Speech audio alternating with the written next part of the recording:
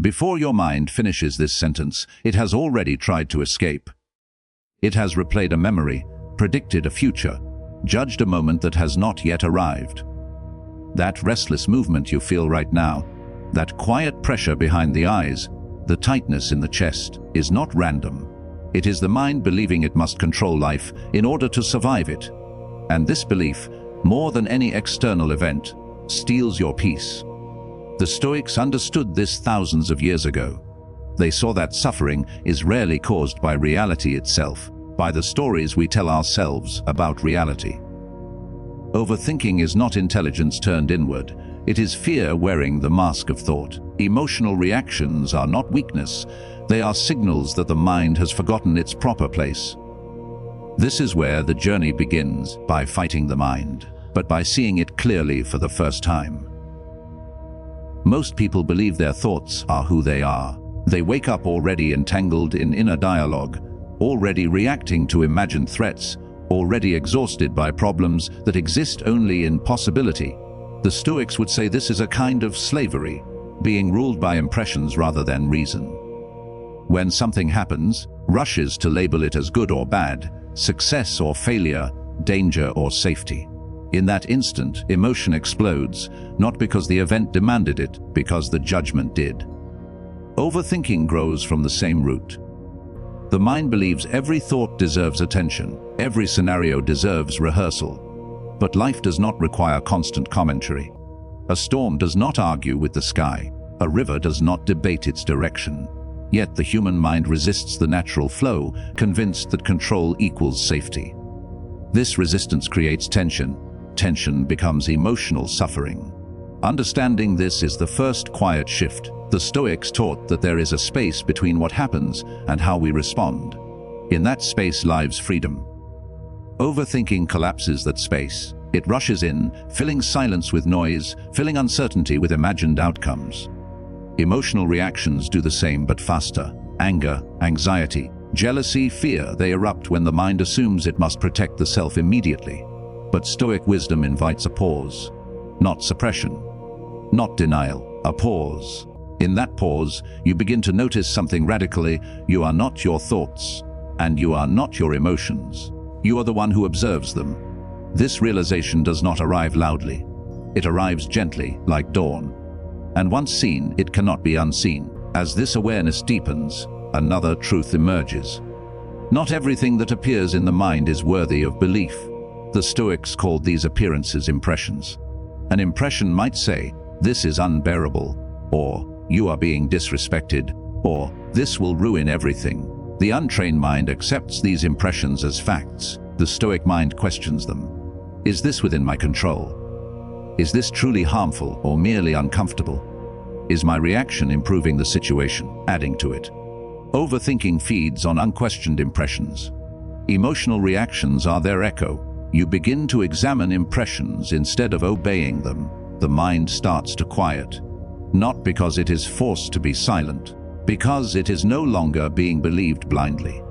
This leads to a profound shift in how emotions are experienced. Emotions are no longer enemies to be defeated, nor rulers to be obeyed. They become messages, weather passing through the inner landscape. Anger may arise, but it does not need to command action. Fear may appear, but it does not get to decide direction. The Stoics were not emotionless, they were emotionally literate. They understood that mastery does not mean numbness. It means alignment with reason and nature. When reason leads, emotions follow more gently. When reason is absent, emotions run wild. Overthinking is reason misused, logic in service of fear rather than wisdom. As this understanding settles, practice begins, not as rigid discipline, but as daily orientation. Each moment becomes an opportunity to return to what is within your control. Your judgments, your intentions, your actions. Not the past, not the future, the reactions of others. Overthinking often lives in time that does not exist.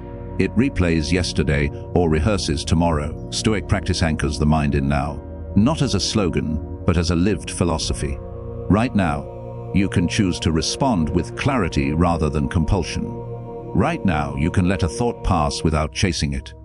Right now, you can feel an emotion without becoming it. There will be moments when this feels difficult.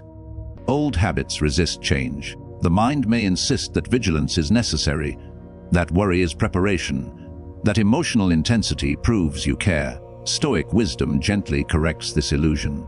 Worry does not prepare, it drains. Reactivity does not protect, it escalates. Care expressed through calm action is far more powerful than care expressed through inner chaos. Each time you choose composure over compulsion, you weaken the grip of overthinking. Each time you pause before reacting, you strengthen your inner sovereignty. Over time, something subtle but profound happens. The mind becomes less noisy, not because thoughts stop arising, but because fewer thoughts demand attention. Emotional reactions soften, not because life becomes easier, but because your relationship to life becomes wiser. You begin to see that many things you once fought were never truly threats. Insults lose their sting. Delays lose their drama. Certainty loses its terror. You begin to act from principle rather than impulse. This is emotional mastery, not domination, but harmony. The Stoics spoke often of living in accordance with nature. Nature does not rush, yet everything is accomplished. Nature does not overthink, yet it adapts perfectly. When you align with this rhythm, you stop demanding certainty from a world built on change. You stop demanding control over what was never yours to command. In this alignment, emotions still arise, but they no longer hijack the self. They pass through, leaving understanding rather than regret. In the final quiet moments of reflection, the deepest Stoic insight reveals itself. Peace is not found by rearranging external circumstances. It is found by rearranging inner judgments. The mind does not need to be silenced, it needs to be trained. Emotions do not need to be suppressed, they need to be understood. Overthinking fades when wisdom takes its place. Emotional mastery emerges when reason guides the heart. And so the journey does not end with perfection, but with practice. Each day you return, each moment you choose. Not forcefully, not dramatically, simply steadily. Like a philosopher walking through life, observing without clinging, acting without frenzy, accepting without resignation. In this way, calm becomes not a state you chase, but a way you live. In the quiet space, where thought loosens its grip, you may finally discover that peace was never something to be achieved. It was something to be remembered.